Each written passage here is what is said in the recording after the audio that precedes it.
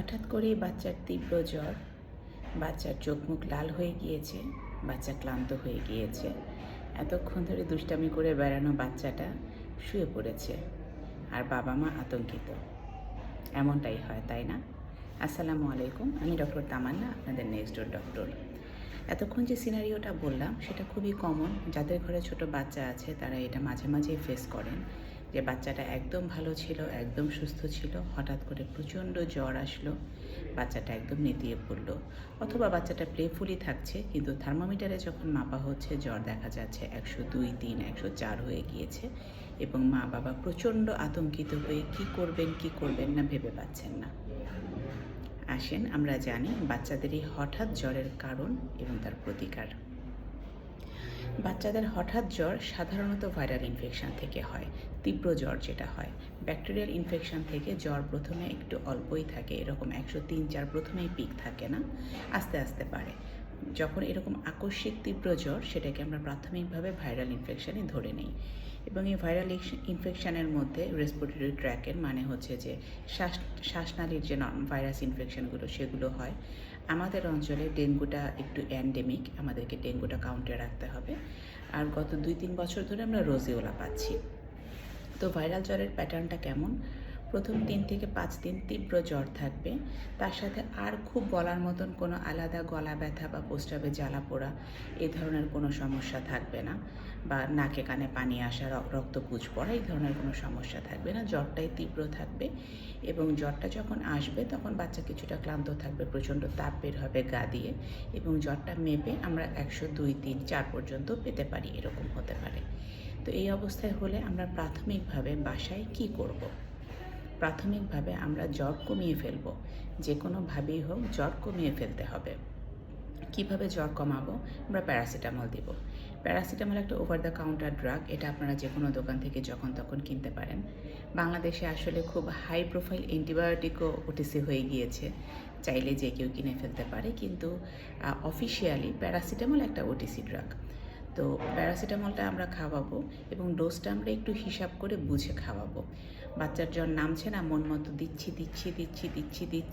শেষে দেখা যাবে যে ভাইরাল ফিভার ছিল, জ্বর ভালো হয়ে গিয়েছে, বাচ্চার লিভারটা খারাপ হয়ে গিয়েছে। সেটা করা যাবে না। তাহলে প্যারাসিটামলটা আমরা কী ডোজে দিব? গ্রসলি একটা হিসাব আমরা বলতে পারি। আমরা যখন আমাদের কাছে ফিজিশিয়ানের কাছে যখন আপনারা আসেন, ক্লিনিশিয়ানের কাছে আসেন, তখন আমরা অনেক কিছু হিসাব করে বিবেচনা করে একটা ডোজ বাচ্চার জন্য অ্যাডজাস্ট করে দিই। কিন্তু আপনি বাসায় কি করবেন? বাসায় আপনি প্রতি 10 কেজিতে মোটামুটি 1 চামচ প্যারাসিটামল সিরাপ, যেটা ড্রপ না। প্যারাসিটামল ড্রপের ডোজিংটা আলাদা, আমি ড্রপের কথা এখানে বলছি না, আমি প্যারাসিটামল সিরাপের কথা বলছি। প্রতি 10 কেজিতে গ্রসলি 1 চামচ, এটা হলো ডোজ, এবং এটা দিনে সর্বোচ্চ 4 বার দেওয়া যাবে। এটা হলো 6 ঘন্টা পর পর।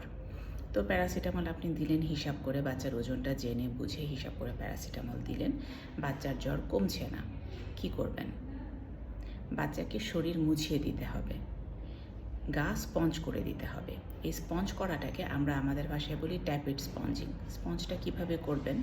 একটা কাপড় কুসুম গরম পানিতে ভিজাবেন। আমি আবারও বলছি, কুসুম গরম পানিতে ভিজাবেন, ঠান্ডা পানি নয়, বরফ শীতল পানি নয়, অবশ্যই না। কুসুম গরম পানিতে কাপড়টা ভিজাবেন, সেটা দিয়ে শরীরটা মুছে দিবেন, ভিজা ভিজা করে মুছে দিবেন। শরীরটা একদম শুকনা করে মুছে দিলে লাভ হবে না, শরীরটা ভিজা ভিজা করে মুছে দিবেন। আমরা এমন বলি, আমি সবসময় আমার পেশেন্টদের এমন বলি, যে গা মোছানোর পরে শরীরে যেন পানির ফোঁটা থাকে। ফ্যানটা হালকা করে ছেড়ে দিবেন, ঘরের দরজা জানালা খুলে দিবেন, বাচ্চার শরীরের ওপর থেকে চাপা দেওয়া কাপড় সরিয়ে দিবেন।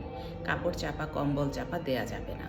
তো সেই যে শরীরে পানির ফোঁটা লেগে আছে, এই পানির ফোঁটাটা আস্তে আস্তে শুকাবে, এবং তখন শরীরের তাপমাত্রাটা নেমে যাবে।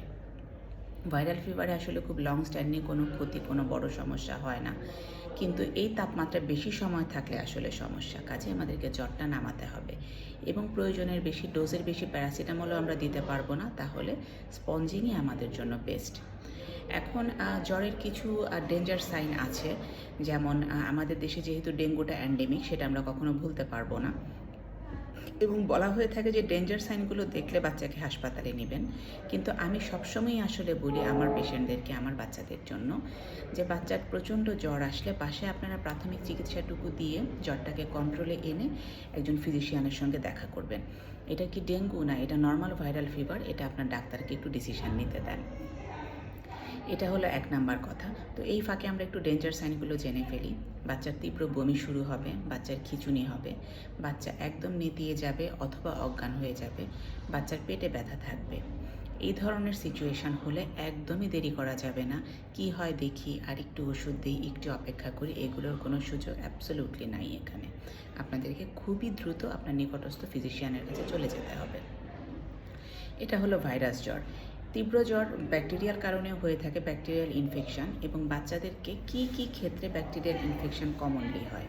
কানের ইনফেকশন হয়, সেটা আপনারা বুঝতেই পারবেন। বাচ্চা একটা কানে ব্যথার কথা বলবে, বাচ্চার কান দিয়ে রক্ত বা পুজ আপনি দেখতে পাবেন। বাচ্চা গলা ব্যথার কথা বলবে, সোর থ্রোট খুবই কমন, টনসিলাইটিস, অ্যাডেনোটনসিলাইটিস খুবই কমন আমাদের দেশের কালচারে, আমাদের দেশের ওয়েদারে, আমাদের দেশের সিচুয়েশানে এটা খুবই কমন। আবার বাচ্চাদের নিউমোনিয়াও খুব কমন। নিউমোনিয়া আপনি খুব সহজে বুঝতে পারবেন, বাচ্চার শ্বাসকষ্ট শুরু হবে, ঠান্ডা কাশি লেগে থাকা বাচ্চার শ্বাসকষ্ট হবে, বুকের হাড়ের নিচে ডেবে যাবে, বাচ্চা খুব দ্রুত শ্বাস নেবে, বাচ্চার জিভের ডগা, নাকের ডগা নীল হয়ে যাবে। এতদূর পর্যন্ত আসলে আমাদের অপেক্ষা করার দরকার নাই। বাচ্চার যখন আমরা দ্রুত শ্বাস দেখব, বুকের পাঁজরের ফাঁকে বা বুকের হাড়ের ফাঁকে ডেবে যাওয়া দেখব, আমরা খুবই দ্রুত ক্লিনিশিয়ানের কাছে চলে যাব। আর বাচ্চাদের ইউটিআই হয়, পোস্টাবে ইনফেকশন। একটা ইউটিআই আমরা জানি পোস্টাবে ইনফেকশন বড় মহিলাদের হয়, খুব কমন, কিন্তু এটা আসলে বাচ্চাদেরও হয়। বিভিন্ন হাইজিন ইস্যু থাকে, বিভিন্ন অভ্যাসগত কিছু বিষয় থাকে, যেটার জন্য বাচ্চাদের বয়সে আসলে ইউটিআইটা কমন, পোস্টাবের ইনফেকশনটা কমন। তো পোস্টাবের ইনফেকশানে কিছু বাচ্চা বলতে পারে পোস্টাবে জ্বালা পোড়া, পেটে ব্যথা, কিছু বাচ্চা বলতে পারে, বাট ম্যাক্সিমাম বাচ্চাই এটা আসলে বলতে পারে না যে পেটে ব্যথা বা পোস্টাবে জ্বালা পোড়া। ওদের একটা বমি আপনি বুঝতে পারবেন, যে বাচ্চা দীর্ঘদিন ধরে খাবারের অরুচি, বাচ্চা বমি করছে এবং বাচ্চার জ্বর চলে আসছে যখন তখন। এইটা মোস্ট লাইকলি পোস্টাবের ইনফেকশন, ইউটিআই। এটা হলেও আপনাকে অবশ্যই ফিজিশিয়ানের কাছে যেতে হবে, পরীক্ষা নিরীক্ষা করে পোস্টাবের কালচারের রিপোর্ট দেখে উনি একটা ফেভারেবল অ্যান্টিবায়োটিক আপনাদেরকে দিয়ে দিবেন, বাচ্চা হোপফুলি ঠিক হয়ে যাবে। আর আরেকটা হলো যে বাচ্চার যে ডেঞ্জার সাইনগুলি আমরা বললাম, তার সঙ্গে বাচ্চার বয়স যদি খুবই ছোট হয়, যে বাচ্চা 3 মাসের নিচে অথবা 6 মাসের নিচের বাচ্চা, তীব্র জ্বর, তখন আসলে আমাদের ওইটুকু যাচ করার সময় নাই যে বাচ্চার এটা ভাইরাল ফিভার নাকি ব্যাকটেরিয়াল ইনফেকশন হয়েছে, আমি একটু দেখি, সময় নাই। কারণ ছোট বাচ্চাদের, 3 মাসের নিচের বাচ্চাদের বিশেষ করে, যে কোনো ধরনের ইনফেকশানই খুব দ্রুত সেপ্টিসেমিয়ার দিকে চলে যায়, মানে ওর ইনফেকশনটা রক্তে ছড়িয়ে যায়। কাজেই এখানে চিকিৎসা শুরু করতে দেরি করা যাবে না। কাজেই আপনাদের কাজ হলো প্রাথমিক অবস্থায় জ্বরের তীব্র ধাক্কাটা সামাল দিয়ে বাচ্চাকে ক্লিনিশিয়ানের কাছে নিয়ে যাওয়া, এবং নিজে নিজে কখনোই অ্যান্টিবায়োটিক শুরু করে দিবেন না। ভাইরাল ফিভার অ্যান্টিবায়োটিকের আসলে কোনো ভূমিকা নাই, ভাইরাল ফিভার সেলফ লিমিটিং, এটা একা একাই ভালো হয়ে যায়। কাজেই জ্বর মানেই অ্যান্টিবায়োটিক ডেফিসিয়েন্সি না, জ্বর মানে শরীর কোনো একটা সমস্যার এগেনস্টে ফাইট করছে। আমাদের কাজ হলো শরীরকে সাপোর্ট দেয়া এবং একজন ক্লিনিশিয়ানের সহযোগিতা নেওয়া, যে আসলে আমরা বাচ্চাটাকে নিয়ে কোন দিকে যাব। কাজে প্রাথমিকভাবে জ্বরটাকে সামাল দিয়ে আমরা একজন ক্লিনিশিয়ানের কাছে চলে যাব। আমরা আতঙ্কিত হব না, তবে আমরা সাবধান হব। আজকে এটুকুই, ধন্যবাদ।